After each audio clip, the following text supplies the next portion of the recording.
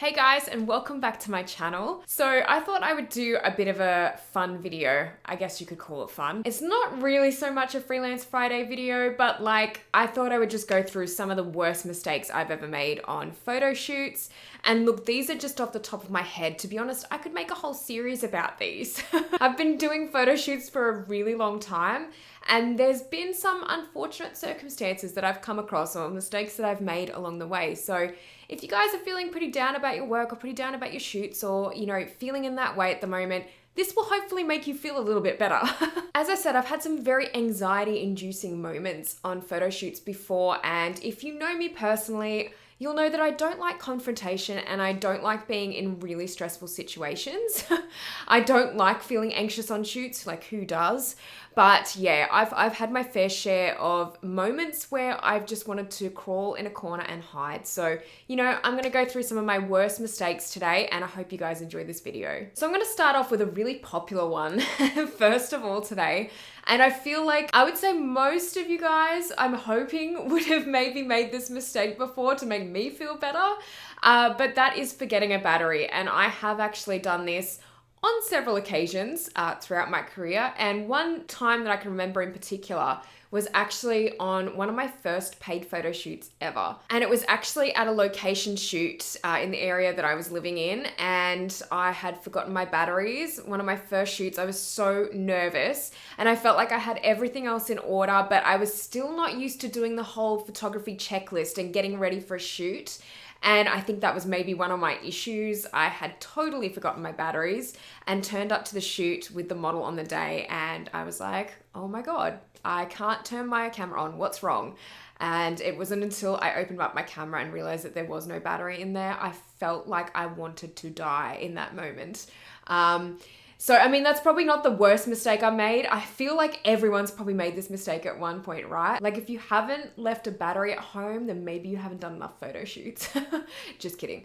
But yeah, this was a really anxiety-inducing moment for me. It was one of my first photo shoots that I was getting paid for. So luckily on this instance, I was actually nearby my house. So I was able to go back and get a battery that was charged, and it wasn't so much of a big deal. But yeah, I ended up being quite late for the photo shoot once again because I had to go back home and get it. So I don't think I've really made that mistake too many times since then, because that has really stuck in my brain for the last 10 years, and I never want to make that mistake again. Okay, I'm gonna go through a couple of mistakes that I've made recently, and these are a few points that I'm actually really ashamed to say were very, very recently. Oh God. And I'm talking within the last couple of months. So I'm gonna go through one point, and this was actually an issue that I made by not checking whether my studio had been double booked on a particular day. I just kind of didn't check. I didn't confirm on our booking calendar that it wasn't going to be used by anyone else. So the thing at the moment is I'm actually sharing my studio with my agency, and my agency have a couple of photographers in there every now and then doing shoots, and we do have a booking roster for the studio. And silly me tried to make a booking in the roster not too long ago, but it was actually about a month or so before the date of the shoot. So I had basically logged it into the calendar that's digital, and I had just assumed during that month that everything was sweet. I never checked it again. And unfortunately, on the day that I went to the shoot that I was having, luckily it was just a test shoot. It was just a collaboration. It was just a collaboration for some commercial style shots. So it wasn't a submission and it wasn't a paid shoot. But when I actually got there on the day to the studio, there was another team there, and we were like, oh, okay, what's happening here? So in having a discussion with the hairstylist that was there, he'd actually said that this was booked for a client, for a photographer who's within my agency. And it was a paid shoot, and it was quite a big shoot too. There was 3 models on board that day, so it wasn't really a matter of sharing the studio. It was a serious shoot that day. And I literally was feeling like I was dying of embarrassment, because obviously my team were there waiting to get into the studio and waiting to actually shoot there. And then luckily I sort of had on my mood board, and I had the thought of going outside to do some of these commercial shots. So you will actually see the behind the scenes from this shoot. I'm not sure if it'll be up already by the time this video is released, but there will be behind the scenes of this shoot.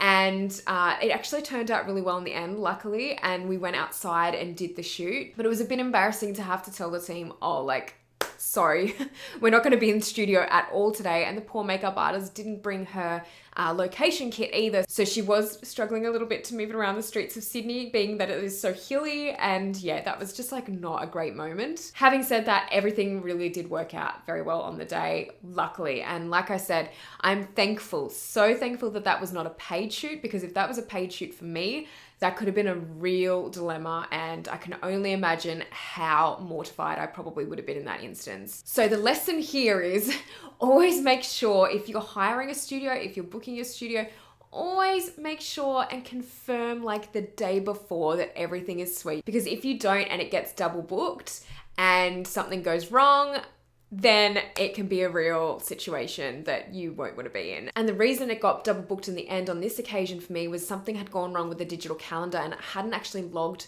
my dates in. So I hadn't checked that.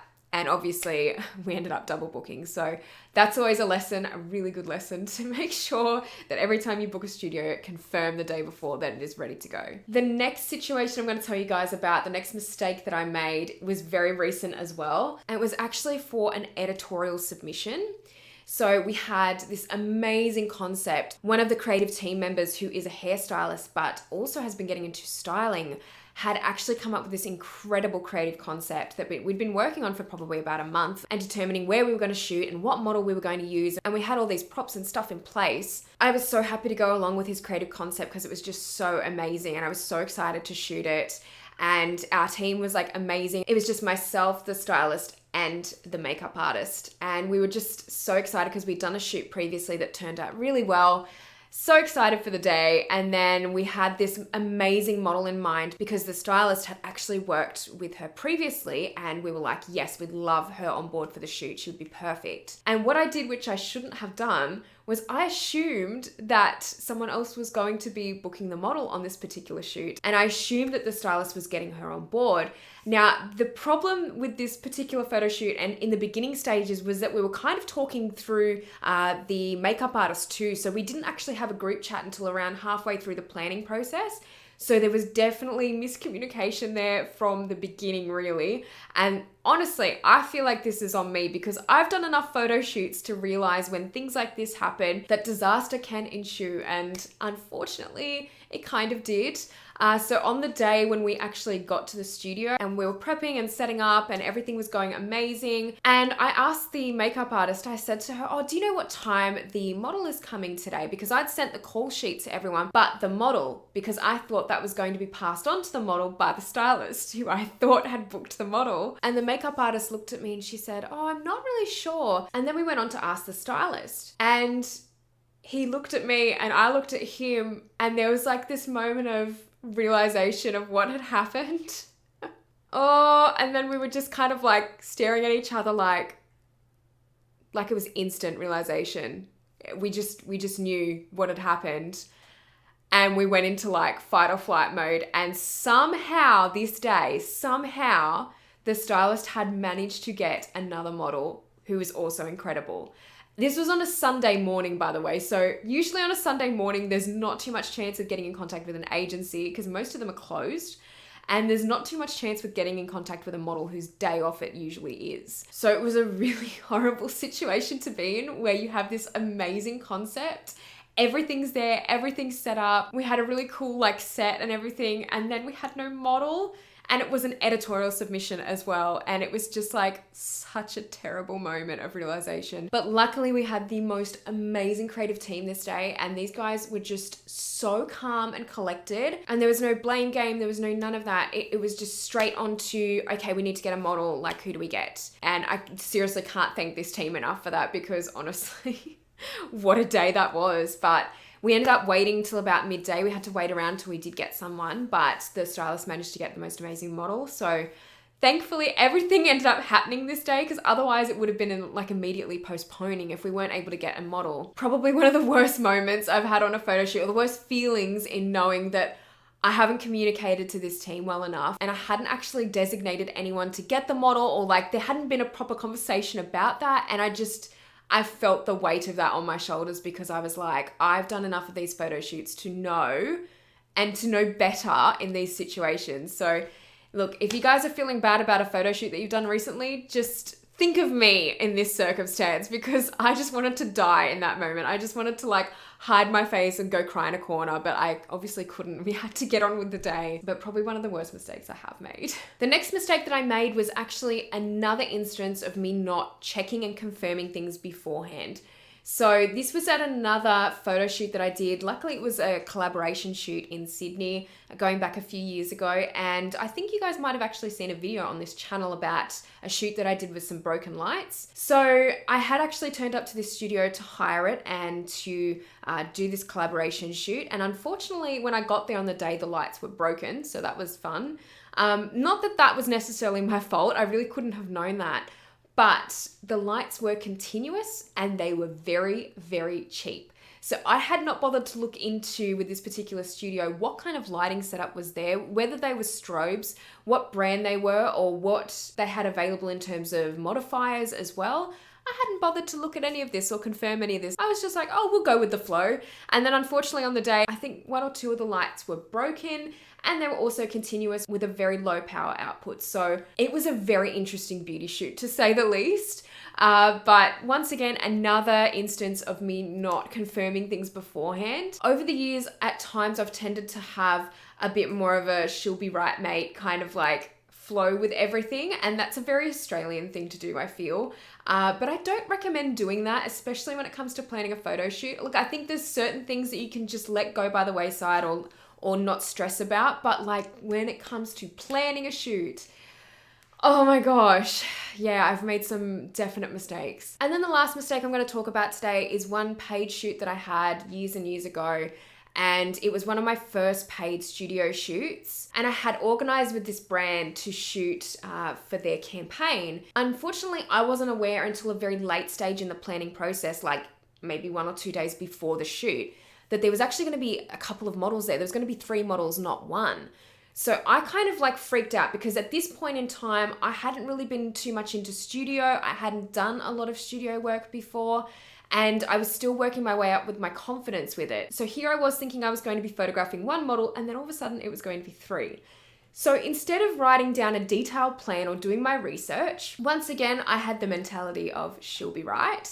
I also didn't know the equipment that was actually going to be used at the studio, so I didn't really inquire about that too much and persist in finding out what was actually going to be there on the day for me to use. And then when we got there on the day, I had realized that there was a lot of big lights, very, very big lights in this studio. There wasn't too much that was a smaller portrait kind of style size.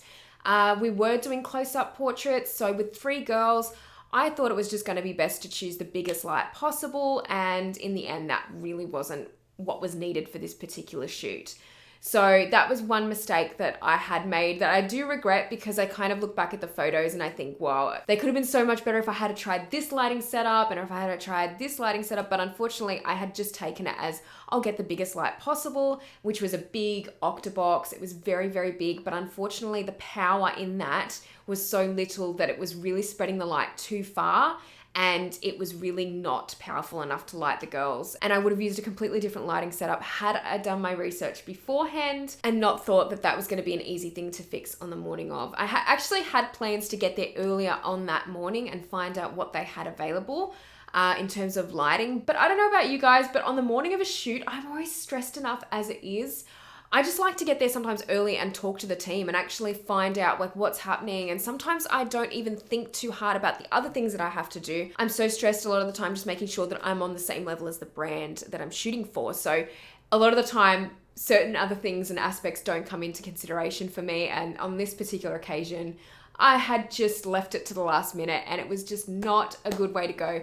Always do your research before using a lot of studio equipment if you're not used to using studio equipment, and make sure that you choose a lighting setup that is really going to be suitable for what you're shooting on the day. So guys, those are some of my worst photo shoot mistakes. Look, there's probably a lot more that I haven't even thought of that I'll probably remember in the next week or so. Like I said, I could probably make a series about this, talking about my worst photo shoot mistakes, because there's a lot. If you guys have experienced similar circumstances before, please put them down in the comment section below, because I'd love to hear. And if you've made any really bad mistakes, let me know as well, because I'm really interested to see what everyone's mistakes are compared to mine. I feel like mine are pretty bad and some of them were really bad, especially the paid photo shoot ones. I think with these shoots, I was just lucky that not all of them were paid, because if some of those mistakes had been made on paid shoots, then I'd probably never get booked for that brand again. So yeah, I hope you guys enjoyed this video, and if you liked it, please give it a thumbs up. And if you haven't subscribed to my channel already, make sure you do, because I'll have plenty of more content coming up on this channel in future. And thank you so much for watching. I'll see you in the next video. Bye.